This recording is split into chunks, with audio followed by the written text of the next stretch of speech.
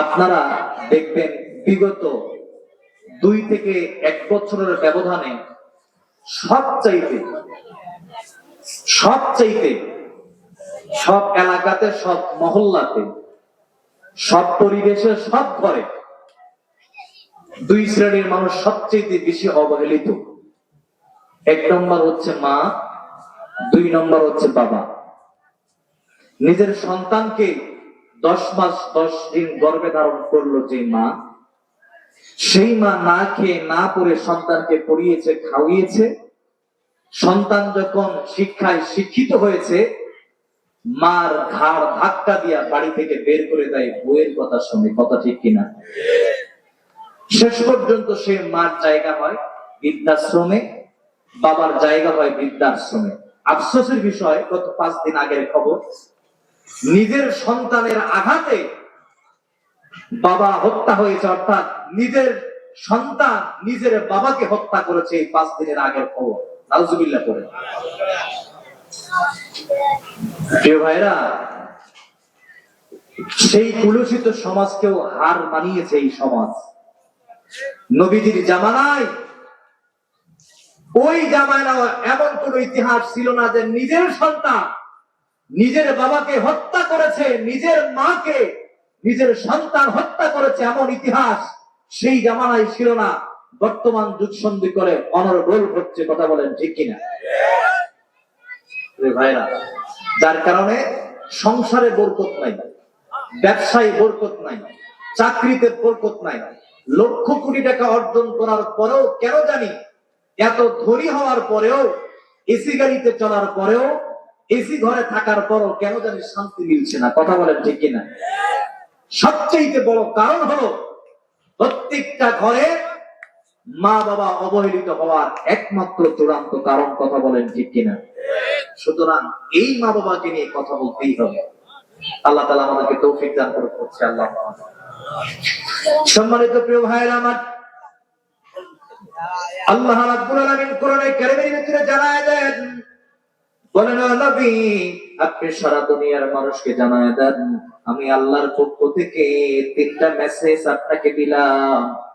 এই মেসেজ 3টি সারা দুনিয়ার মানুষের কাছে আপনি পৌঁছে দিবেন। কারণ হলো নবী, আপনাকে বার্তা বাহক হিসাবে দুনিয়ার জমিনে পাঠিয়েছি।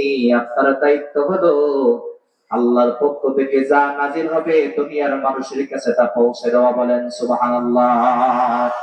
ইয়া আইয়ুহার রাসূল বাল্লিগ মা উনজিলা ইলাইকা মির রাব্বিক। জোরে বলি আল্লাহু আকবার। আল্লাহ বলেন, নবী আমার, দোস্ত আমার, হাবিব আমার, বাল্লিগ মা উনজিলা ইলাইকা মির রাব্বিক, আমার পক্ষ থেকে যা আপনার উপরে নাযিল হলো, নবী আপনার দায়িত্ব হলো সারা দুনিয়ার মানুষের কাছে পৌঁছে দেওয়া।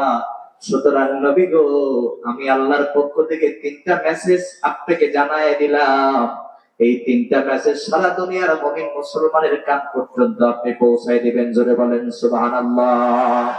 আল্লাহ রাব্বুল আলামিন কোরআনে কারীমের মধ্যে বলছেন, ওয়া'বুদুল্লাহা ওয়া লা তুশরিকু বিহি শাইয়্যা ওয়া বিল ওয়ালিদাইনি ইহসানা।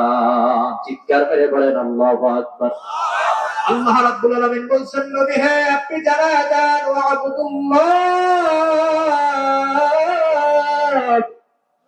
আল্লাহ রাব্বুল আলামিন বলছেন, নবী আপনি জানায়া দেন, আমার বান্দা বান্দিরা পৃথিবীতে যাবার পরে দুনিয়ার কোন মানুষের নয়, দুনিয়ার কোন নেতা নেত্রীর নয়, দুনিয়ার কোন পীর বাবার নয়, বরং আমার বান্দা বান্দিরা পৃথিবীতে যাওয়ার পরে আমি আল্লাহর দেওয়া রিজিক ভক্ষণ করবে, কিন্তু সর্বহালতে গোলামি করবে কার?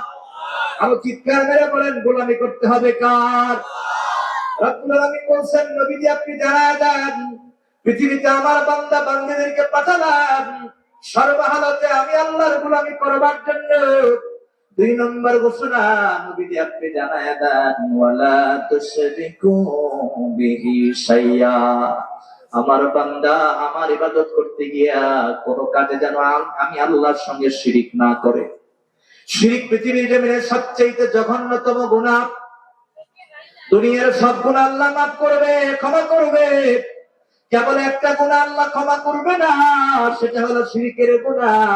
এজন্য রব্বুল আলামিন বলেন, নবীজি 2 নম্বর মেসেজ আপনার মাধ্যমে জানায় দিলাম, আমি আল্লাহ সব অন্যায় অপরাধ মাফ করব, কিন্তু শিরকের গুনাহ কখনো মাফ করব না। আপনি তাদেরকে জানায় দেন, আমি আল্লাহর ইবাদতে কখনো যেন শিরিক না করে, শিরিক হয়ে না যায়।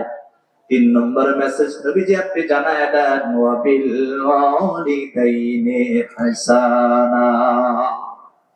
নবীজি আপনি জানায় দেন, আমি আল্লাহর ইবাদতের পরে ঘোষণা হলো তারা তাদের মা বাবার খেদমত করবে, মা বাবার প্রতি ইহসান করবে, মা বাবাকে সম্মান করবে, মা বাবাকে তাওযীম করবে। আল্লাহু আকবার বলেন। তার মানে আল্লাহ রাব্বুল আলামিন বুঝাতে চাচ্ছেন, নবী গো, আমার বান্দা পৃথিবীতে যাবার পরে আমি আল্লাহর ইবাদত করবে আর আল্লাহর সঙ্গে শিরিক করবে না। 3 নম্বর মা বাবার খেদমত করবে। যেখানে আল্লাহর ইবাদতের কথা, সেখানে মা বাবার খেদমতের কথা আছে না নাই? ওয়াকাদা রাব্বুকা আল্লা তা'বুদু ইল্লা ইয়্যাহু ওয়া বিল ওয়ালিদাইনি ইহসানা। আওয়াজ করে বলেন তো, এই কথাগুলো কোরআনের ভিতরে আছে না না? আল্লাহ রাব্বুল আলামিন এখানেও আল্লাহর গোলামের পাশাপাশি মা বাবার খেদমতের কথা বলছেন। এই গাইবান্ধা জেলার ভাইরা, মাগো, যারা স্যাটেলাইটের মাধ্যমে আমাকে দেখছেন, শুনছেন, মা, অনেকগুলো খোরাক আমি আপনাদের জন্য নিয়ে এসেছি, কানটা লাগায় দেন মাগো। আল্লাহ রাব্বুল আলামিন জানায় দিলেন, 1 নম্বর আল্লাহর ইবাদত করতে হবে, গোলামি করতে হবে। কারণ কি বান্দারে, পৃথিবীতে যাবার পরে দুনিয়ার কোন মানুষ তোমার রিজিকের ব্যবস্থা করে নাই, তোমার রিজিকের ব্যবস্থা করেছেন একজন। জোরে বলেন তো, তিনি কে? আবার একইভাবে আমরা যখন মায়ের গর্ভে ছিলাম, মায়ের গর্ভের ভিতরে একটা সন্তান কি খাবে দুনিয়ার কোন মানুষ চিন্তা করে নাই, দুনিয়ার কোন নেতা নেত্রী চিন্তা করে নাই, দুনিয়ার কোন পীর বাবা চিন্তা করে নাই, বরং ওই সন্তানকে মায়ের পেটে 10 মাস 10 দিন তিনি খাওয়ানোর ব্যবস্থা করেছেন, রিজিকের ব্যবস্থা করলেন তিনি। আওয়াজ করে বলেন তো, তিনি কে?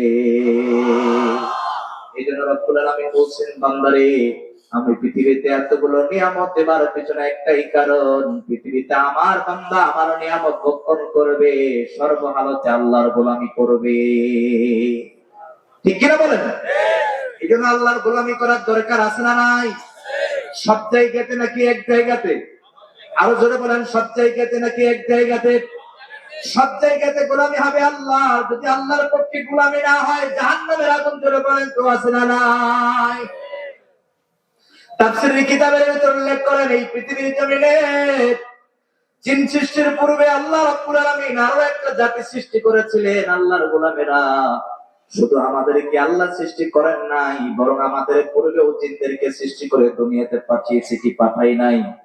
আবার তাফসীরের কিতাবের ভিতরে একটা তথ্য এসেছে, যারা উলামায়ে কিরাম বসে আছেন তারা জানেন আমার প্রাণের ভাইয়েরা, জিন সৃষ্টির পূর্বে পৃথিবীতে আল্লাহ রাব্বুল আলামিন একটা জাতি সৃষ্টি করেছিলেন, তাদের নাম তাফসীরের ভাষায় আল হিন আল বিন। আল্লাহু আকবার বলেন।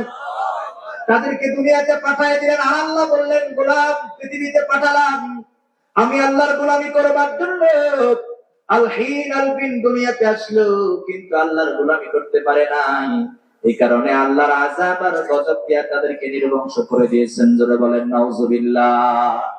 এরপর আল্লাহ রাব্বুল আলামিন জানায় দিলেন, ওয়ামা খালাকুতুল জিন্না ওয়াল ইনসা ইল্লা লিয়াবুদুন।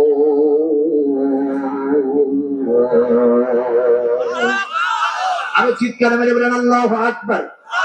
কেন আল্লাহকে আল্লাহ বলে ডাক দিবেন? ইমাম ফখরুদ্দীন রাজি রাহমাতুল্লাহি আলাইহি তিনি তার তাফসীরের কিতাবের ভিতরে উল্লেখ করেন, দুনিয়ার কোন মুমিন মুত্তাকি আল্লাহর গোলাম যখন আল্লাহকে আল্লাহ বলে একবার ডাক দিবে, আল্লাহ বলেন, ও নবী, আপনি জানায় দেন, দুনিয়ার কোন সন্তান মাকে মা বলে ডাক দিবার কারণে মার আত্মা যেমন ঠান্ডা হয়ে যায়, শীতল হয়ে যায়, ও নবী, দুনিয়াতে কোন সন্তান যখন বাবাকে বাবা বলে ডাক দেয়, বাবার আত্মা যেমন শীতল হয়ে যায়, ঠান্ডা হয়ে যায়, নবী হে যখন কোন গোলাম দরদ নিয়া, প্রেম নিয়া, ভালোবাসা নিয়া, মমতা নিয়া যখন কেউ আল্লাহকে আল্লাহ বলে একবার ডাক দিল, আমি আল্লাহ এত খুশি হয়ে গেলাম, আমি আল্লাহ খুশি হয়ে বান্দার জিন্দেগির সব গুনাহগুলো মাফ করে দিলাম।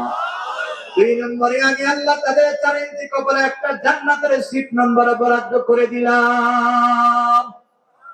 জান্নাত চির সুখের ঘর, জান্নাত চির সুখের ঘর, যদি জানতে গো তুমি, মায়া ঘেরা রঙিন পৃথিবী নয়তো সুখের কোনি, মায়া ঘেরা রঙিন পৃথিবী নয়তো সুখের কোনি। জান্নাত পাওয়ার সহজ পথ সে তো শহীদি মরণ, জান্নাত পাওয়ার সহজ পথ সে তো শহীদি মরণ। লিল্লাহে তাকবীর। আল্লাহর জান্নাতের মেহমান হবার আশায়, আল্লাহর জান্নাতের মেহমান হবার আশায়, জান্নাতের নিয়ামত ভোগ করবার আশায় যখন পৃথিবীতে সুযোগ পাবো, একজনের নাম নিব, চিৎকার মেরে বলেন তো তিনি কে?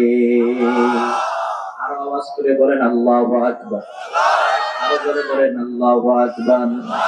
রব্বুল আলামিন বলছেন, নবীজি এই দুনিয়ার জমিনে আমি শুধু মানুষ সৃষ্টি করে নাই, বরং আমি আল্লাহর ইবাদতের জন্য জিনদেরকে পাঠিয়ে দিয়েছিলাম। তারা আল্লাহর ইবাদত করতে পারে নাই, আমি আল্লাহর গোলামি করতে পারে নাই, এজন্য আযাব আর গজব দিয়া আমি আল্লাহ তাদেরকে নির্বংশ করে দিয়েছি। আল্লাহর গোলামেরা এর উপরে দয়া করে, মায়া করে